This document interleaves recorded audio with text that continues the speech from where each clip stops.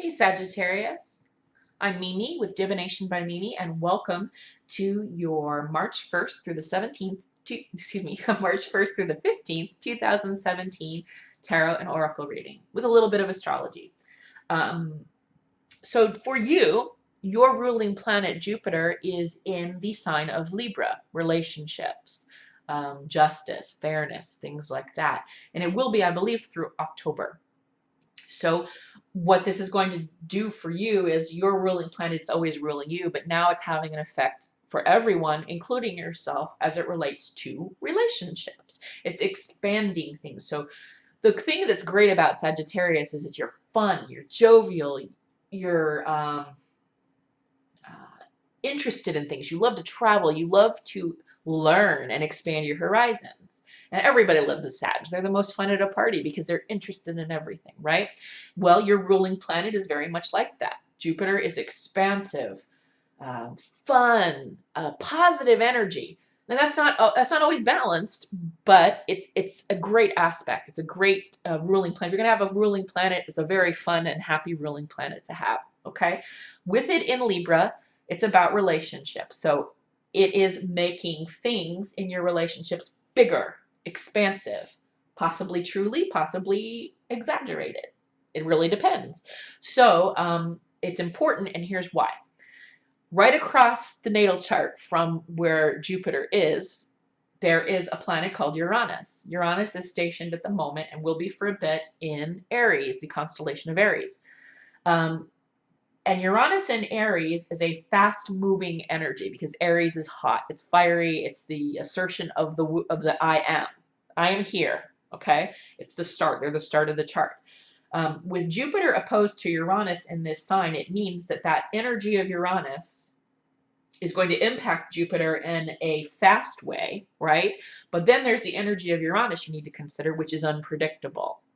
So with this opposition that's happening a couple different times during the month of March, between your ruling planet, Jupiter, the planet of expansion, in relationships directly across the natal chart in complete opposition, is the Uranus energy of unpredictability in Aries, the fast-moving constellation, or the fast, active, fiery, motivated constellation and sign. What does this mean? It means that as it happens to be with relationships, whether they are interpersonal, usually it's interpersonal, but whether it's interpersonal relationships or business relationships or creative relationships, as you interact with others in a just or unjust way, you're going to be feeling fast-moving, unpredictable changes on a very expansive level because of Jupiter. And never tell me that astrology isn't true, because this is all quite synchronous. On the 4th of this month, the planet of interrelationships, interpersonal relationships, Venus, planet of beauty, planet of aesthetics, planet of interpersonal love and relationships, goes retrograde. Okay? Retrograde meaning going backwards. It will stay that way till the 15th of April, tax time, strangely enough, in the US anyway. When it does this, it is looking at old patterns. So while in your current life, you've got fast-moving, unpredictable relationship activity in an expansive way, Venus in retrograde is going to draw your attention to your past. And as chaotic as this sounds, this is actually very good. And if you relax into the energy and you understand what's happening, it'll happen like 1, 2, 3, easy peasy, okay? Venus in retrograde is going to ask you to look in the past at relationships. It could be way past. It could be, from birth on, your formative years. It could be maybe the last 5 or 10 years. But basically, it's asking you to look at how you reacted, why you have the baggage you have now. Because we all have baggage because we've experienced things, right?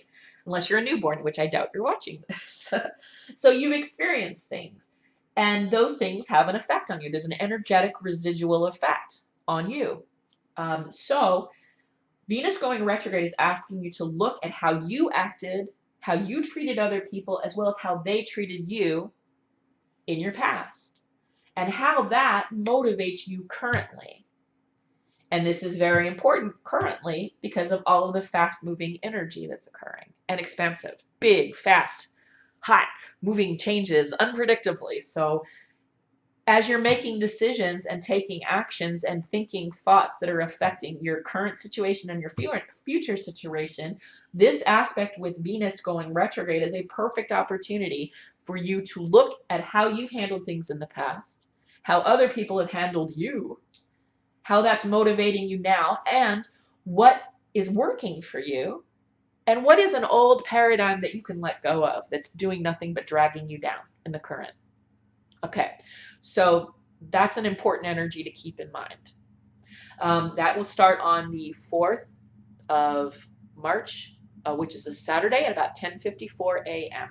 Eastern Standard Time. Okay, and then there's a full moon in Virgo on the 12th at about, I'm not sure the time frame on that, I'm sorry, that it's a full moon. I think that's the one that's at 10:54 in the morning. Either way, it's on the 12th. In the Eastern Hemisphere. No, that's the Northern Hemisphere. Anyway, I'll shut up. And the full moon is in Virgo, which is as is the North Node in Virgo, which is very much about analyzing, using critical, discerning thought as you're looking things over. So this is relative to you. As you are riding the waves of this Venus retrograde and you're looking into your past, this hyper-analytical aspect of Virgo will serve you as you make very rational, logical decisions, discerning analysis of how you acted in your past and how others treated you in your past and what you can bring forward and what's no longer serving you. I hope that's making sense. So the energies right now are actually making things very supportive and very easy for us to move on and grow and evolve by just taking a quick look at our past and using that Virgo and logic and discerning analysis of deciding what to keep and what not, what no longer serves. All right, enough with the astrology and my talking. Let's get into some tarot. We're using the Universal deck, which is the Rider-Waite-Smith deck, which has been recolored, and some volume's been added to it. So it's the same symbols, it's just been recolored. We're going to do a 3-card spread. This is based on the supernal triangle of the Tree of Life. So if you follow the Kabbalistic Tree of Life, this would be Keter, Chokmah, and Binah. Or if you follow the Kemetic Tree of Life, this would be Amen or Amen-Ra, and Oser or Osiris, which would be the top level. You would have Tehuti or Thoth, which would be the conscious mind, and then subconscious we have Sekert, whose equivalent would be Binah in the Kabbalistic Tree of Life. Basically, for us, long story short, this is the superconscious, the conscious, and the subconscious mind.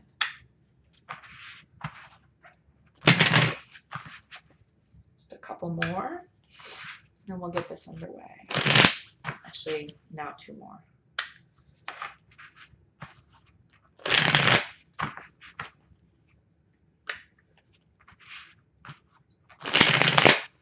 All right, Saggy. Positive, fun-loving Sag. Intelligent, learning always, traveling, experiencing new things. Whoop. Got some cards. Superconscious and conscious. Both reversed. Now let's get subconscious.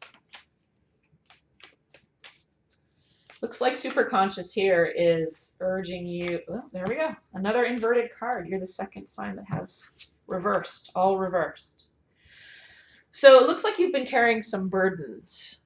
You've been taking responsibility for something that's not yours to take responsibility for. It could be guilt. It could be, thinking and feeling a certain way. This could also be actions that you're taking. Maybe you're taking on too much of the load. And Spirit is urging you to let go of that load.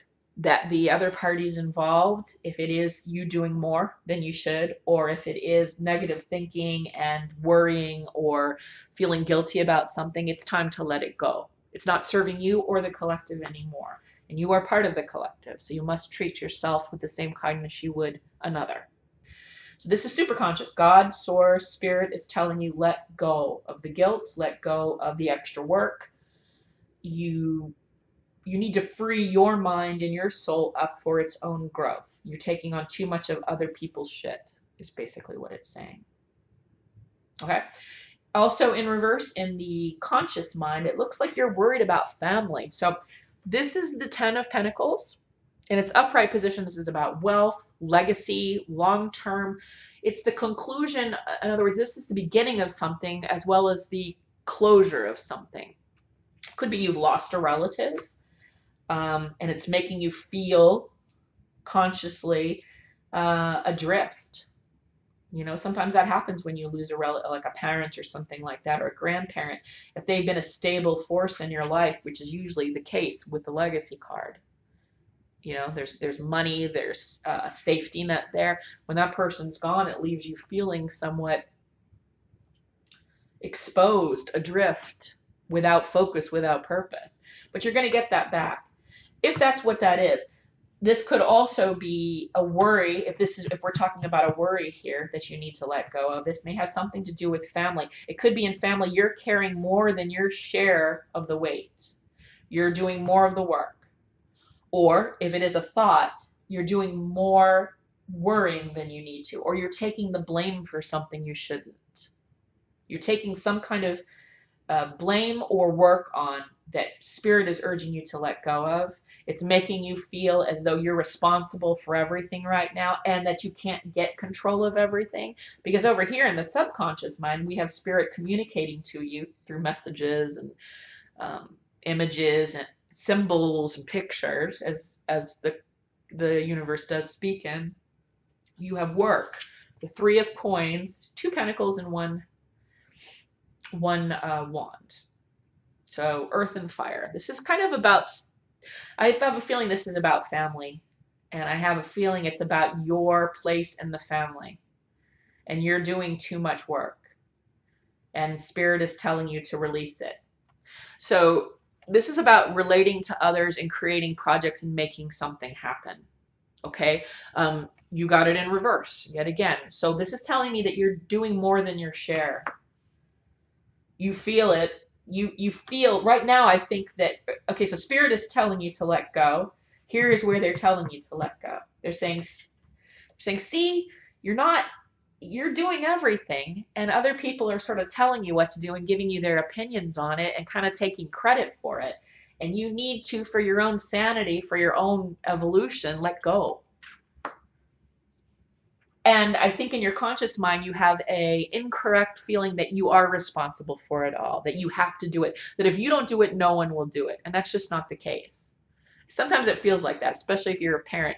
If you let the garbage sit there because you've told your kid a million times to take it out and you don't take it out to teach them a lesson, it will end up stinking. So there's a bit of a pain in the ass period that you have to go through, a bit of an uncomfortable, smelly period while you're, a smelly point of time or time frame that you're going to have to deal with that garbage sitting there. But eventually, one of your other family members here will take the garbage out. And that's just an analogy. But I think it fits because you clearly are taking on too much and it's time for you to let go. And with fear, obviously, you're afraid it's all going to fall apart. But remember, you're not that powerful. Okay, Cartouche time. Let's clarify this and this. Cartouche is Kemetic mythology, Kemetic, or what is modern day Egypt, but the ancient land of Kem and Kush. This is the symbolism, the pantheon, the soap opera, the energies, the elementals of that time frame. So they appear in, oh, there we go. Crook and flail. You feel responsible. You are the, yeah. Some of this is not serving, it's not serving you for, let me get this one too. I think I know what that is, but let's see. No, there we go. Yeah, you're not trusting. Okay, so, just a quick explanation here. Crook and flail is about authority. It's about discipline and authority, which you've got in droves. I mean, you're so disciplined that you're taking on everybody's shit. Okay? When it's in reverse, it's kind of like doing something over and over again without a result. So crook and flail in its upright position is about authority, responsibility, discipline, respect for authority. I have a feeling here that you have a sense of duty to something, and it's family. But I believe your sense of duty has gotten to the point where it's making you responsible for everything, right? In this family dynamic, in this legacy dynamic, to the point where it's perverted the whole point of family. The whole point of family is support.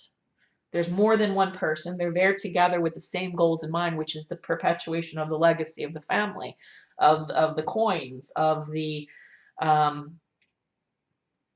growth financially, whatever that is, just the stability of the family. And it's in reverse. In its upright position, this is actually the tree of life, which is manifestation of all of this, all of these Sephiroth through emanation through Malkuth, the pendant. Okay, or Malkuth, or in this case, Geb, which would be for the Kemetic tree of life.